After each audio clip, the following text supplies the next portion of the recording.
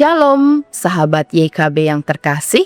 Senang sekali dapat menjumpai saudara dalam acara Wasiat Kekal, sebuah acara perenungan firman Tuhan yang memandu kehidupan kita.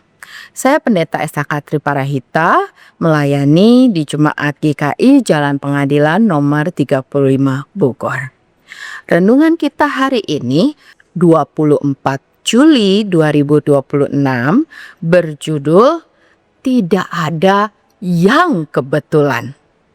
Perenungan ini didasarkan pada Kitab Kejadian pasal 29 ayat 9 sampai 14. Kita mengawali perenungan hari ini dalam doa. Mari berdoa. Tuhan Yesus, kami bersyukur untuk hari yang Tuhan anugerahkan. Di hari ini kami mau menundukkan diri kami di dalam kebenaran firman Tuhan. Pimpin kami dalam hikmat Roh-Mu yang kudus, sehingga kebenaran firman-Mu yang kami renungkan sungguh menjadi kekuatan dan penopang bagi kehidupan kami. Kami mohon Tuhan, Engkau yang senantiasa memampukan kami hidup seturut kebenaran firman-Mu. Di dalam nama Tuhan Yesus kami berdoa. Amin. Bapak, Ibu, dan Saudara sekalian, yang akan menjadi pusat permenungan kita hari ini adalah dari Kitab Kejadian pasal 29 ayat 9. Dengarkanlah firman Tuhan. Selagi ia berbicara dengan mereka, datanglah Rahel dengan kambing domba ayahnya, sebab dialah yang menggembalakannya. Bapak, Ibu, Saudara, ada sebuah kisah tentang seorang yang bernama Banu. Banu ini sedang terburu-buru mengejar kereta sehingga dompetnya terjatuh tanpa ia sadari. Ia baru menyadari saat tiba di kantor dan langsung panik karena dompetnya hilang. Tiba-tiba ponselnya berdering. Di situ nama Santi muncul di layar. Santi adalah seorang kenalannya yang sudah jarang ia hubungi. Santi kemudian berkata, "Banu, dompetmu tertinggal di dekat stasiun." Rupanya Santi pada saat itu lewat, melihat Banu secara sekilas, dan tidak lama dia melihat dompet itu terjatuh. Banu kemudian tertegun. Kejadian itu menjadi seperti pengingat baginya bahwa tidak ada yang kebetulan di dalam hidup ini. Bapak, Ibu, dan Saudara sekalian, Allah memberkati setiap pertemuan antar manusia sebagai bagian dari rencana kasih-Nya yang besar. Bacaan kita hari ini menceritakan tentang bagaimana Rahel, kehadiran Rahel pada waktu itu menunjukkan bahwa tidak ada pertemuan yang kebetulan. Rahel datang dengan perannya yang aktif sebagai gembala.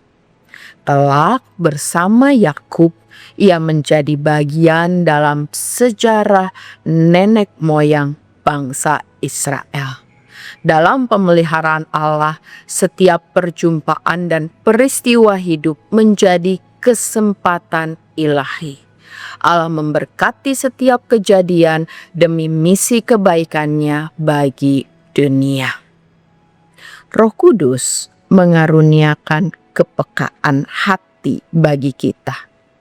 Perjumpaan dengan sesama, pekerjaan, dan setiap relasi yang terjadi itu bukan perkara biasa. Semua itu menjadi kesempatan untuk kita mengalami kasih dan pimpinan Allah. Oleh karena itu, bangunlah hubungan dengan sesama dalam makna yang kudus.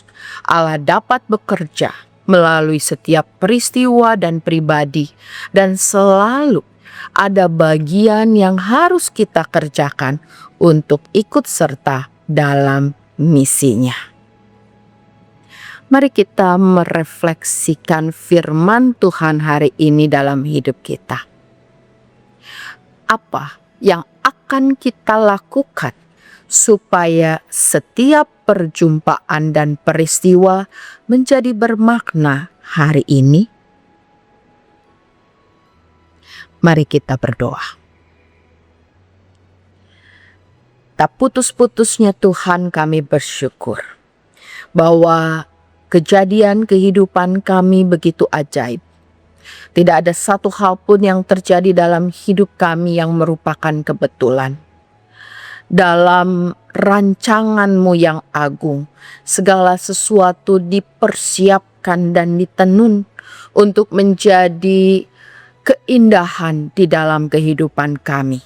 Sekalipun ketika kami mengalaminya, kami berproses dan bergumul.